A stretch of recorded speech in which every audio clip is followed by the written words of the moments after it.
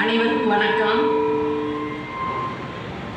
ஐயா சொன்ன மாதிரி இந்த கூடத்திற்கு வரும்பொழுது ஒரு குரலாவது கட்டாயம் எல்லாரும் பேச வேண்டும். எல்லாருக்கும் இது பயிற்சி கூடம் என்று சொன்னார்கள். இந்த பயிற்சி கூடத்தில் ஒரு மாணவியாக நான் வந்துள்ளேன். பயிற்சி ஆசிரியர்களாக எல்லோரும் முன்னே உட்கார்ந்துருக்கிறீர்கள். நிறைய கருத்துக்கள் நிறைய சொன்னார்கள். நிறைய தகவல்கள் நிறைய நான் கேட்டுக்கொண்டே இருக்கிறேன். இப்போ இன்று ஒரு குரல் சொல்லலாம் என்று நினைக்கிறேன். ஒரு குரல் விருந்தோம்பல். தற்போது ஐயா சொன்னாங்க, இன்னைக்கு நிறைய தான தர்மம் பண்ண வேண்டும், இன்னைக்கு ஓணம் பண்டிகை, அறிஞர் அண்ணா பிறந்த நாள் அப்படிங்கிறதெல்லாம் நிறைய கருத்துக்கள் சொன்னாங்க. தானம் தர்மம் அப்படிங்கிற சொன்ன உடனே எனக்கு விருந்தோம்பல் ஒரு குரல் சொல்லலாம் அப்படின்னு ஞாபகம் வந்தது. விருந்தோம்பல் அப்படிங்கிற குரலில் மோப்ப குலையும் அனிச்சம் முகம் திரிந்து நோக்க குலையும் விருந்து அப்படிங்கிற ஒரு குரல் மட்டும். விருந்து என்பது தற்போது அதாவது ஃபோன் போட்டு நாங்கள் வாரோம் அப்படின்னு சொல்லியாச்சுன்னா அவங்களுக்கு 2-3 வகையான கறிகளை வச்சு சாப்பாடு ரெடி பண்ணுறது இப்போ தற்போதைய விருந்தாக இருக்கிறது. விருந்து என்பது முன்னர் அப்படி கிடையாது. முகம் தெரியாத யாரோ ஒருவர் நேரம் குறித்து நேரத்துக்கு வரமாட்டாங்க. எப்போது வருகிறார்களோ அவர்களுக்கு அந்த நேரத்தில் என்ன உணவு நம் வீட்டில் இருக்கிறதோ அதை நாம் பரிமாறுவோம். அந்த பரிமாறும் பொழுது முகம் சிறிதும் கோணாமல் கொடுப்பது தான் விருந்து. இப்போ உள்ள மாதிரிலாம் விருந்தெல்லாம் இப்போ யாருமே கொடுக்கறதே கிடையாது. அப்போ வறுமை பற்றி அம்மா நிறையா பேசினாங்க. நல்குறவு, இரவலர்கள், புறவலர்கள்லாம் நிறைய சொன்னாங்க. அந்த புறவலர்களால் இருந்ததுனால தான் இரவர்கள் இறந்து உயிர் வாழ்ந்தார்கள். விருந்து அந்த அளவுக்கு அவங்க கொடை கொடுத்தார்கள். இப்போ விருந்து வரும்போது ஔவையார் காலத்திலேயே எழுந்தது. வீதி வழியாக போய்கொண்டு இருக்கும் பொழுது எங்கே உணவு கிடைக்குமோ அங்குதான் உணவருந்தி செல்வது அவருக்கு வழக்கம். உணவு என்பது மதிய வேலை காலை வேலை என்பது கிடையாது. எப்போது என்ன உணவு கூழோ கஞ்சியோ ஏதோ ஒன்று கிடைத்தது அதை மனமுகர்ந்து ஏற்று ஔவையார் சாப்பிட்டது வழக்கம். அப்படி ஒரு முறை ஔவையார் வீதி வெளியே காட்டு வெளியே போய்கொண்டிருக்கும் பொழுது சரியான பசி. அந்த பசி நேரத்தில் ஔவையார் ஒரு சோர்ந்து ஒரு இடத்துல உட்கார்ந்துக்கிறார். அப்பொழுது ஒருவர் சொல்வார், உன்னுடைய வீட்டில் இன்று சாப்பாடு எனக்கு அப்படின்னு சொல்லும்போது அந்த மனிதர் மனைவிக்கு மிகவும் பயந்த ஒரு மனிதன்.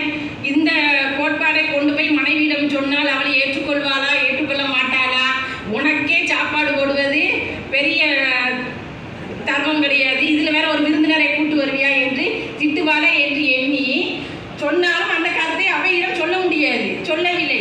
ஔவையாவே விட்டபாடி இல்லை, உன்னுடைய வீட்டில் இன்னைக்கு விருந்து எனக்கு தான் என்று சொல்லி 2 பேரும் வீட்டுக்கு வருகிறார்கள். வீட்டுக்கு வந்தால் மனைவி சொல்கிறார், மனைவியிடம் இந்த கருத்தை சொல்ல வேண்டும். மனைவியை ஒரு அடங்கா பிடாகி, அதாவது என்னன்னா வந்த விருந்தினருக்கு உணவு கொடு நேரடியாக சொன்னால் ஏற்றுக்கொள்ள மாட்டாளே என்று அந்த கணவர் பயந்து பாட்டியை ஔவையை திண்ணையில் உட்கார வைத்து விட்டு உள்ளே சென்று மனைவியிடம் போய் என்ன செய்து கொண்டிருக்கிறார், அன்பாக பண்பாக பல செயல்களை செய்கிறார், என்ன செய்து கொண்டிருக்கிறார் என்று அவருடைய தலையை வாரி பேன் சீவி பூ வைத்து முகச்சோடனெல்லாம் பண்ணி அதுக்கப்புறம் சொல்கிறார், இந்த மாதிரி ஒரு விருந்து வந்திருக்கிறது என்று சொன்னவுடன் மனைவிக்கு வந்ததே பார்க்க கோபம். அந்நேரம் அந்த கோபத்தில் அந்த விருந்தினரை வா என்று அழைத்து உணவு கொடுத்து விடுகிறார் ஒரு வழியாக. ஆனால் அவை அந்த உணவை எடுத்துக்கொள்ளவில்லை. முகம் கோணி அவள் கொடுத்த விருந்தை அவை ஏற்றுக்கொள்ளவில்லை. அந்த விருந்து முடிந்தவுடன் அவை என்ன செய்கிறார், ஒரு பாடல் பாடுகிறார். அந்த பாடல் என்ன அப்படின்னு சொன்னா, அந்த கணவன் செய்த செயலை வைத்து இருந்து முகந்திருத்தி ஈரோடு பேன் வாங்கி, இருந்தே பக்கத்துல இருந்து அவருக்கு சௌகரியமான பல செயல்களை செய்து பேன் இழுத்து தலை சீவி எல்லாம் செய்து முடிச்சு விருந்து வந்தது என்று விளம்ப, விருந்து ஒன்று வந்திருக்கிறது என்று ஒரு வார்த்தை தான் விளம்ப அவள் சொல்லுதாங்க, வருந்தி மிக ஆடினால் பாடினால் ஆடி பலமுறத்தான் ஓடினால் ஓட ஓடத்தான் அப்படின்னு சொல்லி சொன்னாங்க. அப்போ அந்த பாடல் என்ன, விருந்து வந்திருக்கு அப்படின்னு சொன்ன உடனே என்ன சொல்லுதா, மிக வருந்தி ரொம்ப இன்பமாக அந்த விருந்தை அவள் ஏற்கவில்லை.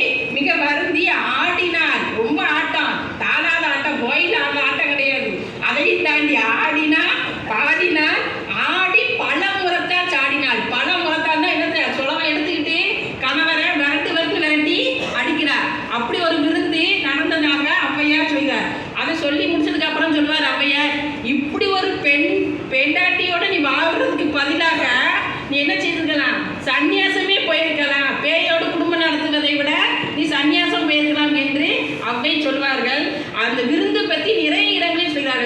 தேவாரத்தில், கம்பராமாயணத்தில், அப்புறம் பெரிய புராணத்தில் எல்லாம் நிறைய இடங்களில் விருந்துகள் பற்றி சொல்கிறார்.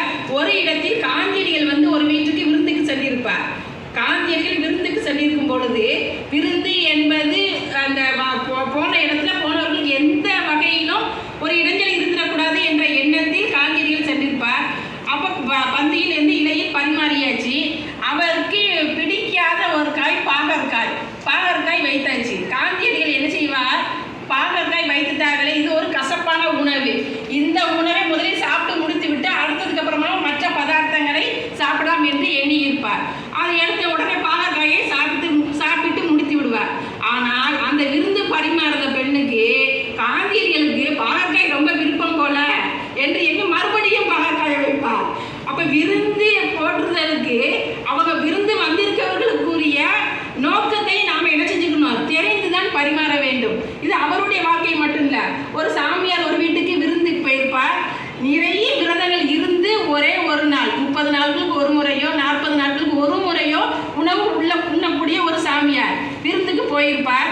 அவர் விருந்தில் என்ன ஒரு கட்டுப்பாடு என்றால், இலையில் மீதம் எதுவும் வைக்கக்கூடாது. அப்படி வைக்காம